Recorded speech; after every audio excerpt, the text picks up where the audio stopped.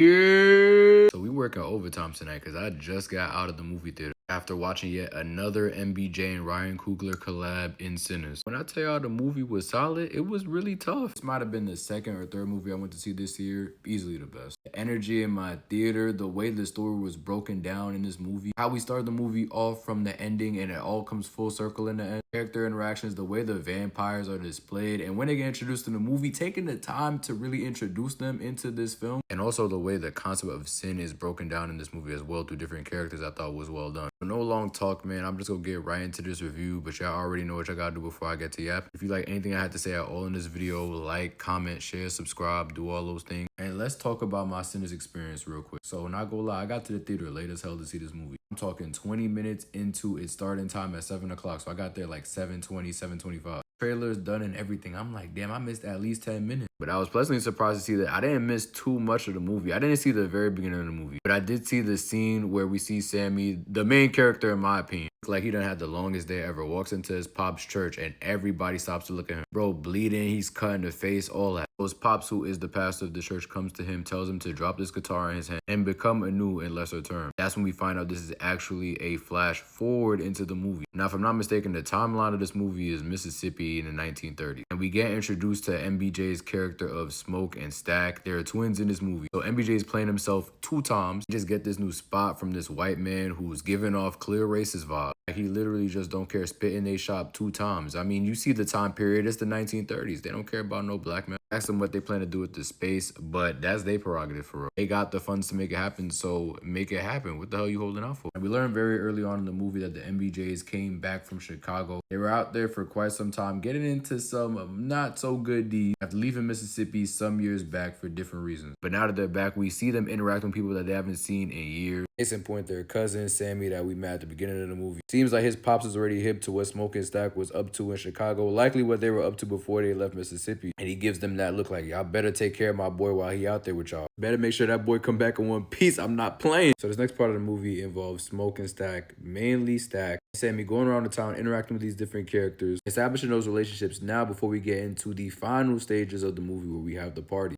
In this, we get some different interactions. We get one where Stack shoots somebody in the ass for looking like they about to loot his truck after he assigned somebody to watch his truck while he went to handle some business. And then he shot someone else in the knee after to assert dominance. People know not to mess with Smoke and Stack while they back in town. They not playing. We get this other conversation where Stack is meeting up with who will eventually be the security for the night. And he just flat out disses dude in front of his wife and who I can assume to be his coworkers in the back. As if he's not coming there asking him for a favor. Oh nah. You for real would have to find somebody else to serve as security after that. You pushing it too far off the greeting. Interactions like these enable us to see how Smoke and Stack are viewed amongst other people. So it's a good way to develop those relationships obviously, but it's also good to establish who Smoke and Stack are as characters as well. I like the scene a lot where Stack and Sammy are traveling together. Sammy gets on his guitar and starts going crazy, starts singing while he's playing. And Stack is just egging him on while he's driving. It's such a contrast to how his father views him playing his music as taboo, as sin, etc. I also really love seeing the power of music in this movie and how everybody gravitates towards it. We see it at the party. We see it from the view of the vampires in the movie. And as a music lover myself, it was good to see that it was highlighted in this movie because a lot of this movie, I generally didn't know what to expect going into it. Like I heard it was a vampire and a horror movie, so I kind of knew what to expect from that perspective. But even then, you don't get the vampires until like the first hour of the movie. I'd argue it's not really a horror movie, more so a movie that has horror elements with the vampires in it. Be a little jump scare here and there, but for the most part, it's just seeing how these characters navigate and deal with those vampires as they come. Before I get into the vampires, I gotta talk more on Smoke a little bit. We see Smoke sitting in front of his grave at some point. We see a woman coming out who is his lover. Apparently, they lost a child back in the day, and that's what really caused Smoke to leave Mississippi. They reconnect after the years. They start getting to making love, which I guess you could say is another sin, adultery, because I don't think they were married. See that a lot in this movie. I like how they leaned into that, man. It's an R rating. Go ahead and show that. But they didn't do the most. They didn't drag it out. They ain't make it like no Power or BMF episode. Like the intimacy felt real intimate at points, because at the party, you know, it's a party. I really like Smoke and the character Annie, his lover's relationship throughout. I like the inclusion of them losing a child to deepen their relationship.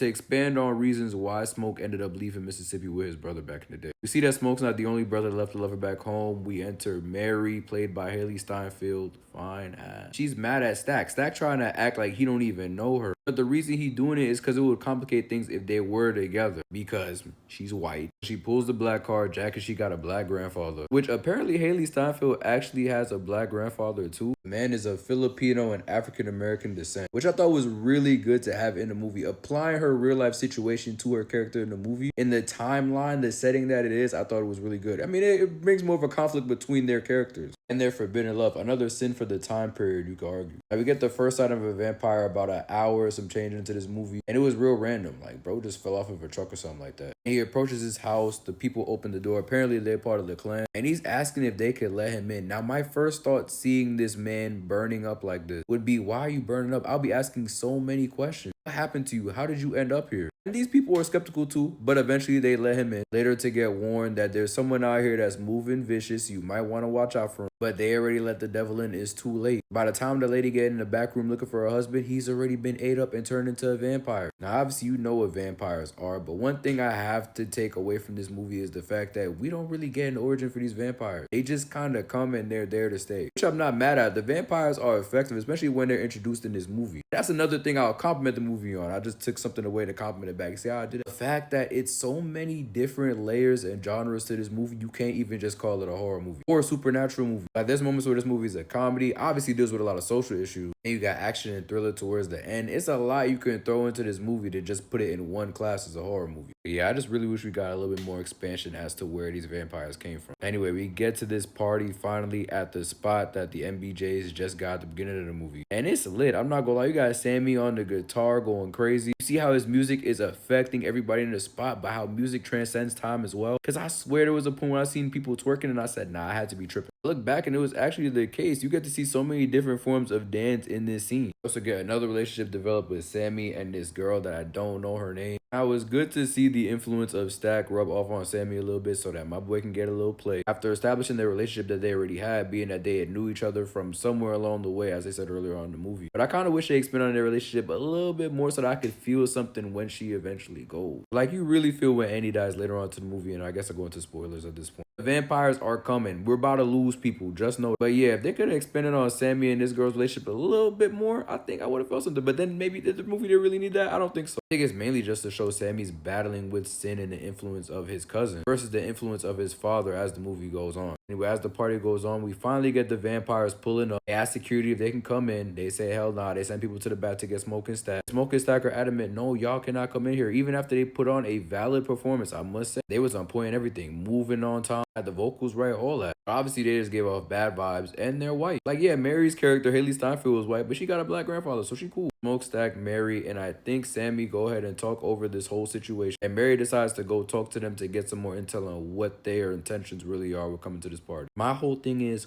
why do this? They already left. Did y'all want them in there? I'm sure not, because if y'all did, y'all would have just said yes when they first pulled up. So why go out there and ask them this question? Now you're a vampire. I love the way Ryan Coogler does it, where she's walking back to the barn and then the main vampire just jumps in there. You're like, oh nah. And you don't really know what happens until she comes back to the party. She asks for permission to come back in. You can just feel the vibes was different. She gets with Stack. They start making love. Now, one minute you got Sammy going to check on him and he's in the act. And the other, you get Smoke checking on him. She taking a chunk out of his neck. Running out talking about I'm about to kill all of y'all. She was on BT. And at this point, we get to see that this is what all the vampires are on because they're slowly dropping people off one by one. I liked how we got to sit in the moment of Stack becoming a vampire and seeing Smoke react to this. Like, in this moment, it really feels like MBJ has an actual brother in real life. This is not him playing himself. He's moving like Lindsay Lohan in Parent Trap. Cameron and Liv and Maddie. I'm feeling something seeing this. Eventually, more and more people get dropped off in stupid horror movie fashion. And we get the vampires tugging at the heartstrings of those in the party because they get the memories of those that they infect with the vampire itis. And we see how effective this is firsthand when they mess with the couple that helped set up the party, threatening to go after their daughter if she doesn't come and join their side. So she kind of invites them in by calling them pussy. Then it becomes an all-out battle between those in the barn versus those outside. To give them a fighting chance, thankfully, Annie gave them some insight on how to address these vampires. having some supernatural knowledge that I think could have been expanded on a little bit more in the movie, but I digress. Eventually, our heroes go on to win, but not without losses in between. We got Andy getting dropped off, Sammy's lover getting dropped off. Sammy himself's about to get dropped off too while MBJ is fighting MBJ. Luckily, he's able to get to him just in time, stabbing the main vampire in the chest and ending all of this. It took bro forever to fall though. I thought he was coming back for round 2. In the end, we see Sammy go back home and decide music's the route for him, leaving Mississippi like his cousins to pursue a career in music, while Smoke goes head to head against the KKK who were trying to take his property back. That's not all. We got a post-credit scene. It turns out Stack and Mary survived that night and link up with Sammy damn near 60 years later. Not to kill him, but to give him his flowers on the career that he's expanded upon. Yeah, this movie was great. Go check it out if you haven't.